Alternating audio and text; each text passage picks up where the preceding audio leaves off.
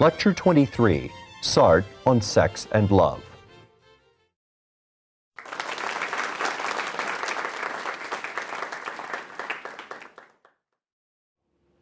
In No Exit, each character wants to impose his or her desires and self-conceptions on the others. Garcin, in particular, is torn about who he really is, a hero or a coward. But to confirm the way he would like to think of himself, he has to turn to Estelle or Inez to agree with him. He turns to Estelle, and she suggests a kind of a swap. He makes love to her and gives her the recognition she craves as a woman, and she in turn will tell him, basically, whatever he wants to hear. But as we all know, hearing what we want to hear from a person who tells us just because they know that's what we want to hear is deeply unsatisfying and often suspicious. So Estelle's deal won't work, and Garcin turns his attention to Inez. But Inez, who has no great respect for Garcin's manliness or his worries, won't give him the answer he wants, and as the play ends, we get the sense that they're going to be playing cat and mouse with his identity for all of eternity. But of course, also in this play, there is an underlying, quite intentional, sexual element. The fact that Estelle needs Garcin to win her. The fact that Garcin is a very macho man who would, in fact, want her very much if he didn't have other things on his mind. Inez's own desire for Estelle, and of course Estelle's repulsion for Inez's advances in turn. All this adds up to a literally diabolical sexual intrigue, and Sarte wants to play on that to illustrate a number of basic truths. Now notice that even if these three characters are to be in hell for all of eternity, nevertheless they are strangers when we meet them in the play, and they are just meeting each other. The extent to which we have these sorts of identity struggles between us really depends in many ways on degree of intimacy. Intimacy is very often thought of as a very desirable thing, but as you can guess, in Sartre's shift from being with others to being for others, intimacy itself is going to be a kind of a threat, a very dangerous situation. We tend to think about intimate relations in terms of their desirability, in terms of their completing us, in terms of their comfort level. What Sartre wants to suggest, perhaps perversely, but I think very profoundly, is that even such intimate relationships as love and friendship, in fact, are struggles. They are not simply being with, but they're being for, and very often in a similarly diabolical sense. First of all, we might look at love as a kind of struggle for authenticity in Heidegger's sense. In other words, we might look at love as a struggle for being one's own person. But of course, the very concept of love, in a way, undermines this.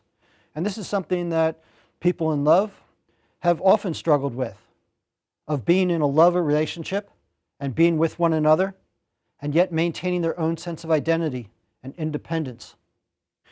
There's a sense in which we use a very ugly term today to talk about when love relationships overstep this boundary and take away mutual independence. We could talk about codependency, which is viewed as a quasi-pathological condition. But the question is whether dependency, something like codependency, isn't present in all love relationships, and consequently not just psychologically, but ontologically is something to be avoided. When we look at Sartre, who talks about love not as a kind of benign relationship, but as a struggle, what we see is that it extends not just to love between lovers and spouses, but also it extends to all relationships. And let me work my way into love from something that is in between a relationship between strangers and mere acquaintances and something which is a full-blown intimate love affair or marriage. And that's friendship. I often remark to my students that their friends are rarely such a matter of circumstance as they often suggest. Namely, this is a roommate that I happened to be put in with when my freshman year, or this is someone I happened to go to high school with. Because, of course, there are many colleagues in high school, and only some of them turn out to be friends. And even if you are assigned to a roommate, you still have a number of basic choices. For example, whether to like or despise that person, whether to hang out or avoid them completely. People choose their friends, and it's very interesting to ask on what grounds they choose them. And I think the answer comes through fairly quickly. We choose our friends on the basis of, among other things, our conception of ourselves. That's not to say that friendship is narcissistic. It doesn't follow that we choose people like ourselves. In fact, we might choose people very different than ourselves. For example, if I'm not very intelligent and I'm concerned about my lack of intelligence, I might take up with an extremely intelligent woman precisely in order to have her intelligence in some sense radiate onto me. Or if I'm not very physically adept, I might well go out with an athlete and make friends with athletes as a way of being part of a crowd which is athletic. Very often, we pick people who are contrasts, who are opposites, rather than just like us as friends. But the idea is that in friendship, what we do is we pick people who are going to reinforce, in some sense, our own conception of ourselves. So if I think of myself as intelligent, or I want to think of myself as intelligent, whether or not I pick a partner who is also intelligent, what is going to be essential is that it's going to be a partner who somehow expands my notion of my own intelligence, either by telling me all the time, perhaps, how intelligent I am, or maybe by always contradicting me in such a way that I can prove my intelligence with her or him. In other words, friendship is not just falling in with people whom you happen to like. That's a very superficial characterization. Friendship is a kind of agreement, a kind of contract in American terms. The idea is basically, I will approve of you in your terms if you will approve of me in my terms. And consequently, we form a kind of partnership in which the shared aim is to mutually improve each of our self-conceptions. Now, the thing about friends is that most of us have many friends.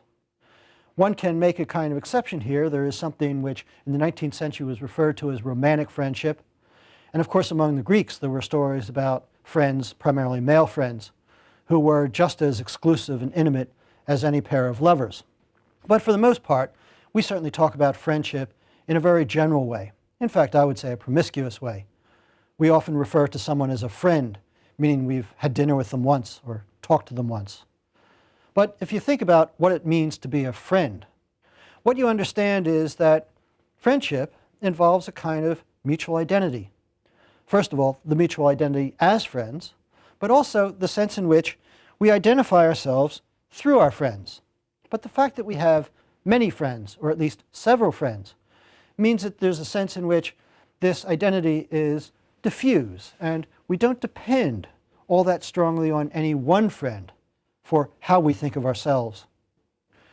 On the other hand, when we're talking about lovers, the picture becomes very different. Whether or not this is a universal necessity, it is surely clear that in the Western tradition, love is conceived of as a more or less exclusive relationship. Of course, there are people who have many lovers. Sarte was one of them. And by distributing one's identity among many lovers, one weakens the power of being for others with any one of them. But by the same token, because that's true, lovers tend to be very defensive of exclusivity, and in comes a kind of double standard. We want to expand our own sense of options and identity by dealing with many lovers, but at the same time, we want to be for each of them their only one. And the reason for that is because with this kind of intimacy and exclusiveness, we get a kind of control. Well, control of what? We tend to think of love, as I said, in a rather benign way. Sarte introduces love as a seductive strategy. When we fall in love, and love, of course, can succeed or fail, and with it, we can succeed or fail, what we are concerned with is how we can win over the other. For example, how we can get the other to think of us as we like to think of ourselves. And of course, again, there's a kind of bargain, a kind of contract. The other thinks the same of us. Remember back when you went on your first date, or in any given relationship, the first date. What is it like? Well, let's leave aside all the anxiety and the rest of it, and just to talk about the kind of social dynamics